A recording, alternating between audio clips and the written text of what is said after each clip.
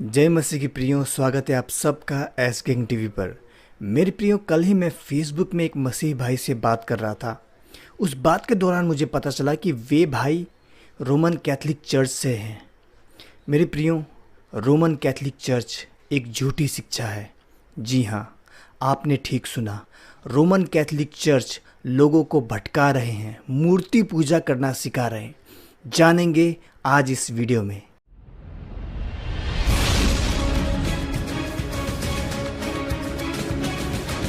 शैतान इतना चालाक है कि उसने लोगों को फंसाने के लिए बहुत सारे धर्म बना दिए ताकि लोग बस कंफ्यूज हो जाएं कि सच्चा धर्म कौन सा है और कौन सा नहीं। मेरे प्रियो, ऐसा ही एक धर्म रोमन कैथोलिक चर्च है। मैं रोमन कैथोलिक चर्च को धर्म क्यों बुला रहा हूँ? क्योंकि वे धर्म की तरह ही करते हैं। सब कुछ पूजा पाठ वे धर्म की तरह ही करते हैं, मूर्ति पूजा भी करते हैं। ऐसा भी हो सकता है कि किसी मसीही का उद्धार हो चुका हो, लेकिन किसी कारणवश वो रोमन कैथोलिक चर्च जा रहा हो। तो वैसे लोगों को सावधान करने के लिए ये वीडियो है। मेरे अनुभव में ज़्यादातर रोमन कैथोलिक्स को सुसमाचार और उद्धार का असली मतलब नहीं पता। They are not saved according to the Bible. जब हम बात करते हैं मसीहत यानी क्रिश्चियनिटी की, तो आज रोमन कैथोलिक चर्च विश्व में सबसे बड़ा मसीही समुदाय माना जाता है। सन 2010 के सर्वे के आधार पर लगभग 232 देशों में रोमन कैथोलिक चर्च अपना काम कर रहे हैं। अगर हम लोग देखें तो भारत के लोग रोमन कैथोलिक चर्च को ही मसीही धर्म समझते हैं। उनके हिसाब से अगर देखें तो ये ठीक ही है, क्योंकि वे धर्म को समझते हैं, विश्वास को नहीं। लेकिन क्या वाकई में रोमन कैथोलिक चर्च एक धर्म है? चलिए देखते हैं इस वीडियो में। सबसे पहले हम देखते हैं कि बाइबल में चर्च की शुरुआत कब हुई। पेंतिकुस्त के दिन जब पवित्र आत्मा धरती पे आता है, उसी वक्त चर्च की शुरुआत हुई थी। रोमन कैथोलिक चर्च यीशु के बाद सबसे ऊंचा दर्जा मरियम को देते हैं। रोमन कैथोलिक्स यीशु की माता मरियम से प्रार्थना भी करते हैं। प्रेरितों के काम 1:14 में हम पढ़ते हैं, ये सब कई स्त्रियां और यीशु की माता मरियम और उसके भाइयों के साथ एक चित्त होकर प्रार्थना में लगे रहें। यहाँ हम देखते हैं कि मरियम खुद प्रार्थना कर रही है परमेश्वर से, लेकिन रोमन कैथोलिक्स मरियम से प्रार्थना करते हैं। तो मरियम से प्रार्थना करना, ये बात कुछ हजम नहीं होती मुझे। प्रेरितों के काम 2 अध्याय में हम पढ़ते हैं कि पवित्र आत्मा आग की सी जीभ की तरह शिष्यों पे उतरा और उन्हें आग की सी जीभ फटती हुई दिखाई दी और उनमें से हर एक पर आ ठहरी। जब पवित्र आत्मा चेलों पर आ उतरी, उसके बाद क्या हुआ? प्रेरितों का 2:41 से 43 कहता है, सो जिन्होंने उनका वचन ग्रहण किया उन्होंने बपतिस्मा लिया और उसी दिन 3000 मनुष्यों के लगभग उनमें मिल गए और वे प्रेरितों से शिक्षा पाने, संगति रखने में और रोटी तोड़ने में और प्रार्थना करने में लवलीन रहे और सब लोगों पर भय छा गया और बहुत से अद्भुत काम, अब ध्यान दीजिएगा, और बहुत से अद्भुत काम और चिन्ह प्रेरितों के द्वारा प्रकट होने थे। तो ये था पहला चर्च।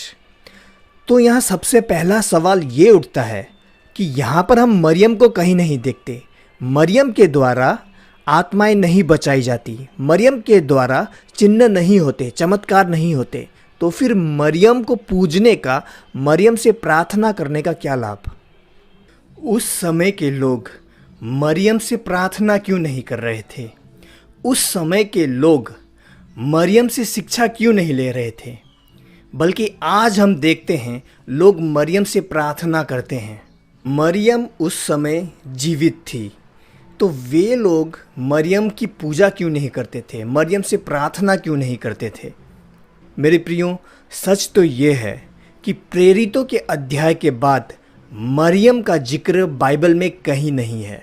स्पष्ट है कि मरियम से प्रार्थना करना और उसकी उपासना करने का चलन आरंभिक कलीसियाओं में नहीं था। रोमन कैथोलिक चर्च की शुरुआत कैसे हुई? मेरे प्रियो, यीशु मसीह के स्वर्ग उठाए ले जाने के बाद ईसाइयों पे बहुत से अत्याचार हुए रोमन साम्राज्य के द्वारा।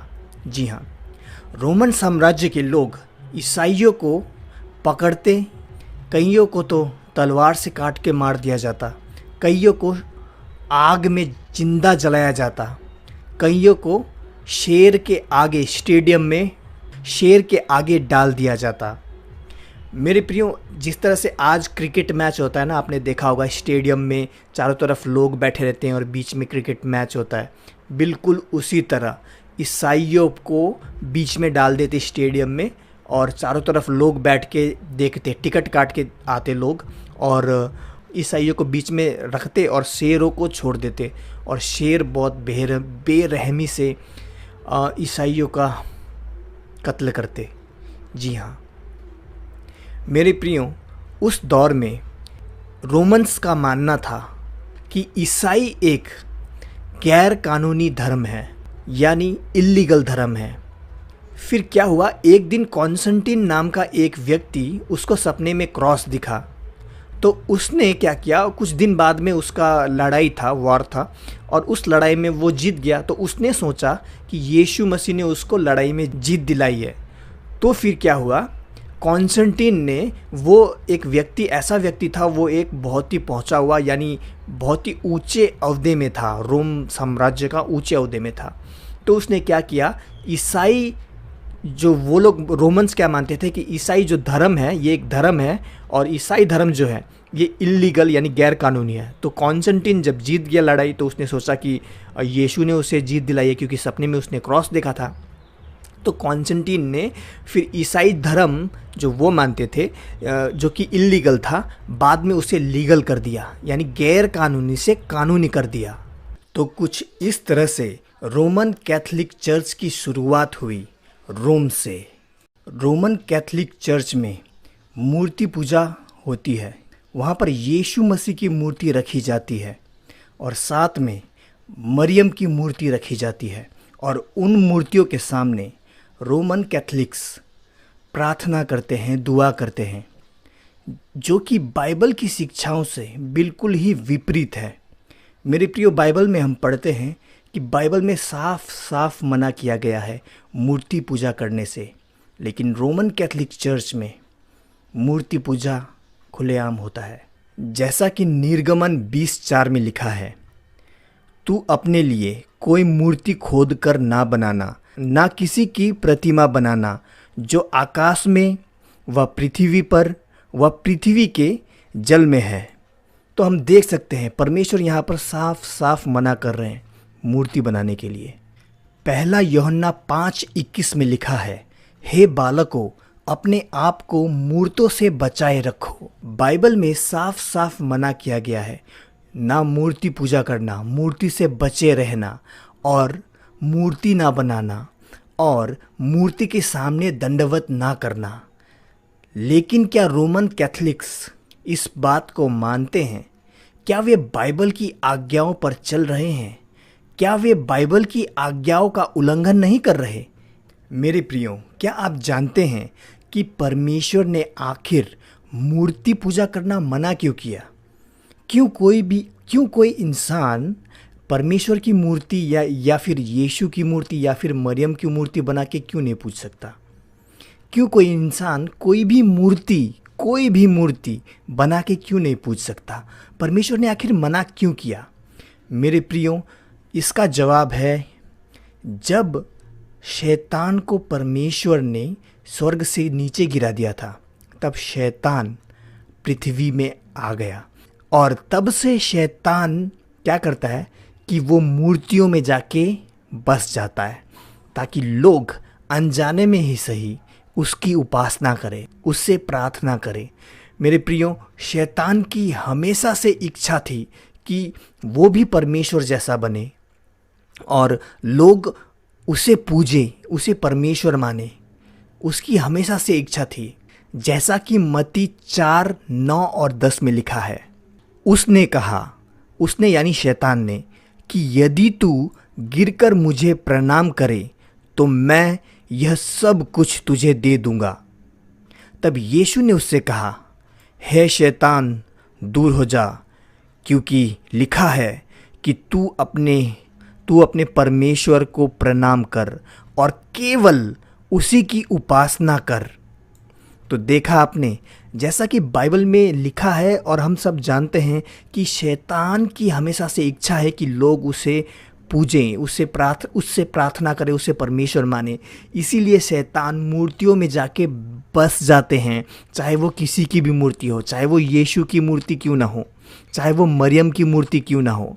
इसीलिए शैतान उन मूर्तियों में जाके बस जाते हैं ताकि लोग अनजाने में सही शैतान की पूजा करें। मेरे प्रियो, इसीलिए तो हम देखते हैं कि किस तरह से शैतान लोगों को फंसाता है। हम आए दिन न्यूज़ में सुनते हैं कि मरियम की मूर्ति आंसू निकाल रही है, या फिर मरियम की मूर्ति खून के आंसू निकाल रही है। क्या परमेश्वर का ये सब करने का, यानी आंसू निकालने का, एक मूर्ति से क्या काम है? परमेश्वर का काम ही क्या है? परमेश्वर ऐसा करेगा ही क्यों? ये सब शैतान करवाता है ताकि लोग ये समझे कि ये परमेश्वर है, लेकिन असल में लोग धोखे में होते हैं। वो परमेश्वर नहीं होता, वो शैतान होता है। वो लोगों को फंसाता है कि हाँ ये मूर्ति परमेश्वर की है, हाँ ये मूर्ति परमेश्वर की है, तुम मुझे पूजो। लेकिन लोग असल में धोखे में रह जाते हैं और परमेश्वर सोच बैठते हैं शैतान को। तो इसीलिए परमेश्वर मूर्ति पूजा करने से मना करते हैं। और अब मैं आपको बाइबल का एक ऐसा भेद बताने वाला हूँ प्रकाशित वाक्य की किताब से, जिसे शायद आपने नहीं सुना होगा। लेकिन उस भेद को समझने के लिए पहले आपको ये वचन सुनना पड़ेगा। यूहन्ना का प्रकाशित वाक्य 17वां अध्याय। और जिन 7 स्वर्गदूतों के पास वे 7 कटोरे थे, उनमें से एक ने आकर मुझसे यह कहा कि इधर आ, मैं तुझे उस बड़ी वेश्या का दंड दिखाऊं जो बहुत से पानियों पर बैठी है, जिसके साथ पृथ्वी के राजाओं ने व्यभिचार किया और पृथ्वी के रहने वाले उसके व्यभिचार की मदिरा से मतवाले हो गए थे। तब वह मुझे आत्मा में जंगल को ले गया, और मैंने किरमिजी रंग के पशु पर, जो निंदा के नामों से छिपा हुआ था और जिसके 7 सिर और 10 सींग थे, एक स्त्री को बैठे हुए देखा।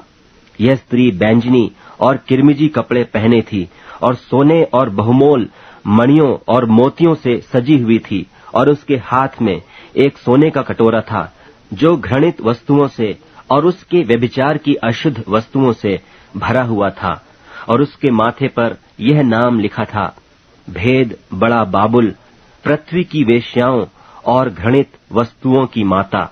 और मैंने उस स्त्री को पवित्र लोगों के लोहू और यीशु के गवाहों के लोहू पीने से मतवाली देखा, और उसे देखकर मैं चकित हो गया। अब चलिए इस वचन का अर्थ मैं आपको बताता हूँ। यूहन्ना का प्रकाशित वाक्य 17वां अध्याय। और जिन 7 स्वर्गदूतों के पास वे 7 कटोरे थे, उनमें से एक ने आकर मुझसे यह कहा कि इधर आ, मैं तुझे उस बड़ी वेश्या का दंड दिखाऊं जो बहुत से पानियों पर बैठी है, जिसके साथ पृथ्वी के राजाओं ने व्यभिचार किया और पृथ्वी के रहने वाले उसके व्यभिचार की मदिरा से मतवाले हो गए थे। तब वह मुझे आत्मा में जंगल को ले गया, और मैंने किरमिजी रंग के पशु पर, जो निंदा के नामों से छिपा हुआ था और जिसके 7 सिर और 10 सींग थे, एक स्त्री को बैठे हुए देखा। यह स्त्री बैंजनी और किरमिजी कपड़े पहने थी और सोने और बहुमोल मणियों और मोतियों से सजी हुई थी, और उसके हाथ में एक सोने का कटोरा था जो घृणित वस्तुओं से और उसके व्यभिचार की अशुद्ध वस्तुओं से भरा हुआ था, और उसके माथे पर यह नाम लिखा था, भेद बड़ा बाबुल, पृथ्वी की वेश्याओं और घृणित वस्तुओं की माता। और मैंने उस स्त्री को पवित्र लोगों के लोहू और यीशु के गवाहों के लोहू पीने से मतवाली देखा, और उसे देखकर मैं चकित हो गया। तो कुछ समझ आया आपको? बाइबल में जो ये भविष्यवाणी थी प्रकाशित वाक्य की पुस्तक में, ये असल में रोमन कैथोलिक चर्च के लिए है। तो परमेश्वर ने यानी बाइबल में इनको, रोमन कैथलिक्स को वेश्या क्यों कहा गया है और स्त्री क्यों कहा गया है? मेरे प्रियो, जैसा कि हम बाइबल में पढ़ते हैं कि कलीसिया जो है, चर्च जो है, वे सब यीशु मसीह का क्या है? कलीसिया क्या है? यीशु मसीह का। यूहन्ना का प्रकाशित वाक्य 19वां अध्याय। आओ हम आनंदित और मगन हों और उसकी स्तुति करें, क्योंकि मेमने का ब्याह आ पहुंचा और उसकी पत्नी ने अपने आप को तैयार कर लिया है, और उसको शुद्ध और चमकदार महीन मलमल पहनने का अधिकार दिया गया, क्योंकि उस महीन मलमल का अर्थ पवित्र लोगों के धर्म के काम है। कलीसिया यीशु मसीह का ब्राइड है, यानी दुल्हन है। तो अगर किसी की पत्नी अपने पति से प्रेम ना करके किसी और से प्रेम करे तो उसे क्या कहते हैं? जी हाँ, उसे वेश्या कहा जाता है। बिल्कुल वैसे ही रोमन कैथोलिक चर्च, बाहर से देखने में ऐसा लगता है कि वे परमेश्वर को मानते हैं, यीशु को मानते हैं, लेकिन अंदर से वे मूर्ति पूजा करते हैं, जो कि परमेश्वर का आज्ञा का उल्लंघन है। तो वे असल में वे परमेश्वर का आज्ञा का उल्लंघन कर रहे हैं अंदर से।